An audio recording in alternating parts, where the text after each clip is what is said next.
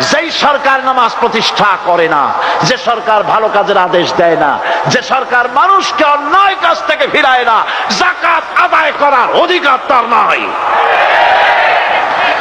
সুতরাং এমন এক সময় আসবে যখন আবার আমাদের জন্য সুখ শান্তি ফিরে আসবে। সেজন্য কোরআনের কাছে আসতে হবে। কার কাছে? এই কোরআন হলো সেই কোরআন। আমার নবী বলেছেন, মান ক্বালা বিহি সাদাকা। এই পল্টন ময়দানে উপস্থিত লক্ষ লক্ষ জনতার উদ্দেশ্যে রাসূলের হাদিস শোনাই, প্রাণ খুলে কান খুলে শুনুন। আমার নবী বলেন, কোরআন দিয়ে যারা কথা বলে ওরাই সত্য কথা বলে। সুবহানাল্লাহ।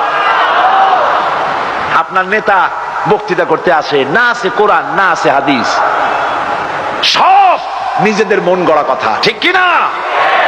কোরআন দিয়ে যারা কথা বলে তারা সত্য কথা বলে, কোরআন দিয়ে যারা মানুষকে ডাকে ওরাই সঠিক পথের দিকে ডাকে। যেই ডাক শুরু হয় দুনিয়া থেকে, আর এর যাত্রা শেষ হয় জান্নাতুল ফেরদাউসে গিয়ে। আখরাজাহু তিরমিজি, তিরমিজি শরীফের হাদিস এটি। সুতরাং ইন্নাদ-দীন ইনদাল্লাহিল ইসলাম। জীবন ব্যবস্থা কেবলমাত্র কোনটা? জোরে বলেন, কোনটা? এই ইসলামের আইনের সামনে মাথা নত করে দিতে হবে।